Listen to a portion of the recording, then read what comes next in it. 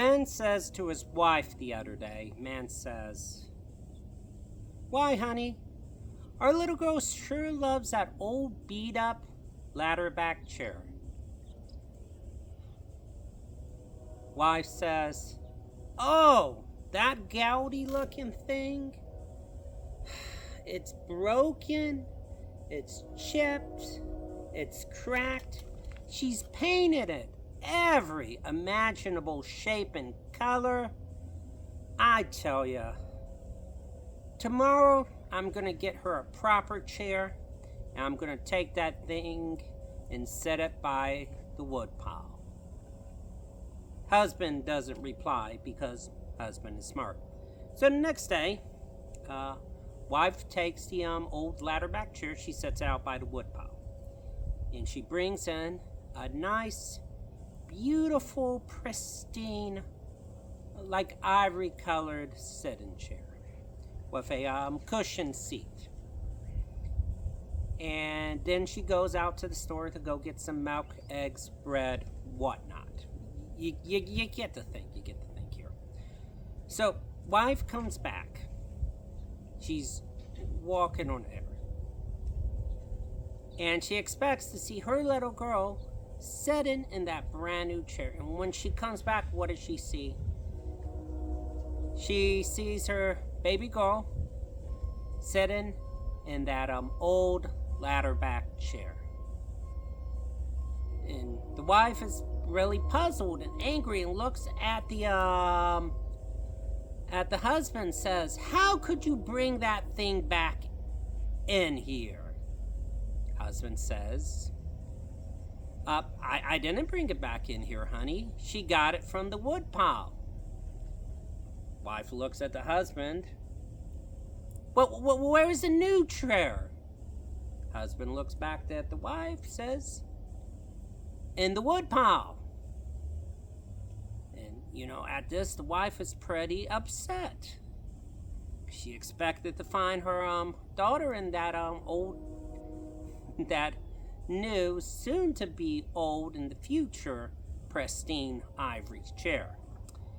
So she says she's just really frustrated. And she doesn't actually say much of anything.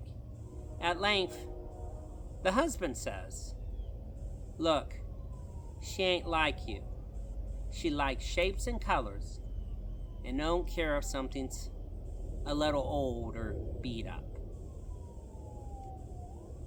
The wife is pretty irate, looks at the husband, says, "Well, she ain't like you either." The husband casually looks back at the wife, says, "Yeah, but I'm praying on it."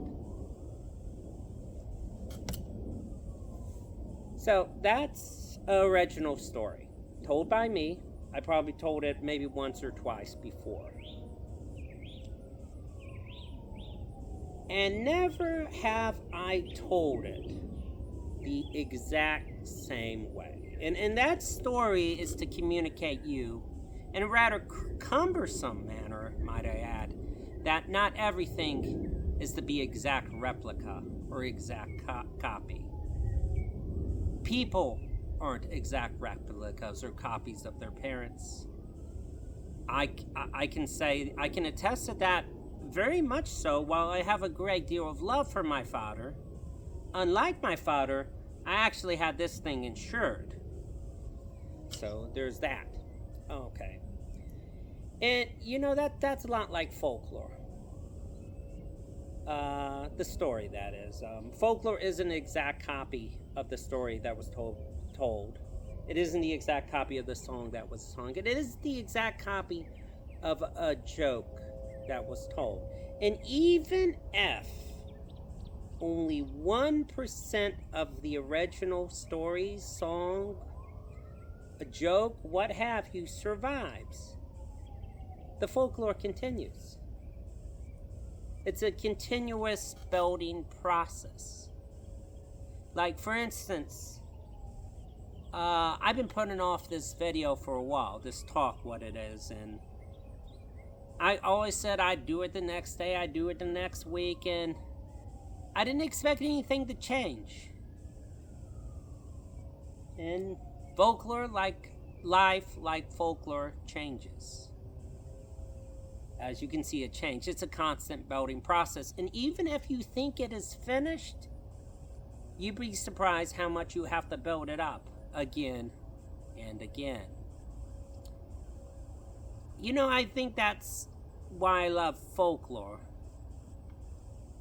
If this has illustrated anything to me, it's a reminder that folklore doesn't burn. Folklore don't burn. The irony about a bunch of books on folklore going up in smoke, folklore don't burn. You can burn your books, but you can't burn the folklore. You can't burn a song.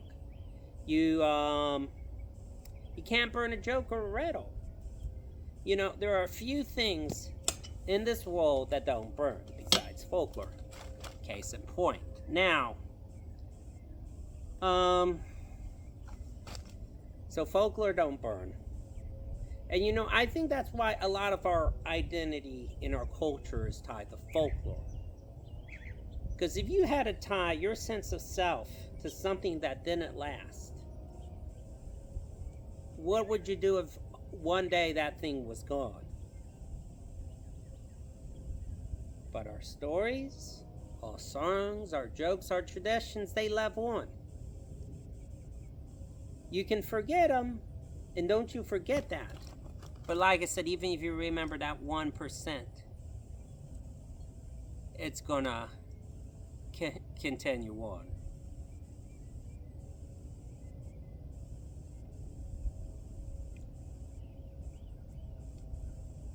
I, like folklore, appreciate the irony of a situation. Not the least which were the folklore books going up, but the music I had in here. You want irony? I had You Don't Mess Your Water Till Your Well Runs Dry. I had Blowing in the Wind, and now everything is literally blowing in the wind. But my favorite, my favorite of all, favorite song in here of all was that, for irony purposes, Disco Inferno. Burn, baby, burn. And I got burnt. But just to ease your minds, in case you're wondering, house is fine. Everyone in it is fine. Fire is contained to the shed. Some heat damage to some siding on the garage, but I'm insured. I guess folklore is too, as long as you remember it. Or part of it, or a fraction. But it'll never be the same again. Things never really go back to how they used to be. This will never go back to how it used to be. It'll be similar, it won't be the same. But that's folklore for you. And that's a few other things in life. This may look the same, but it's not ever going to be the same again. And that's okay. That's the point. It's okay if things aren't the same. It's okay if things change. It's okay if things come and go. Every time always moves on. The sand always falls through the hourglass, okay? I guess that's about all I wanted to say to y'all today. Folklore don't burn. Probably why I love folklore. It's a good thing to base yourself on. Your traditions, your culture. Whatever is, going to be here when you're not going to be here. So you have something to pass on to the generation that goes by. There was a little song I had in here. What was it? I'm trying to remember how it went.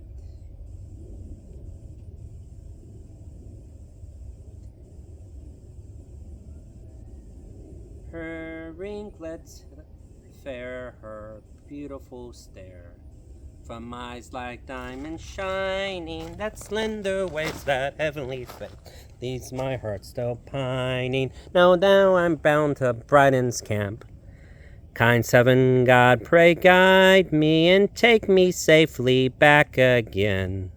Sweet girl I leave behind me.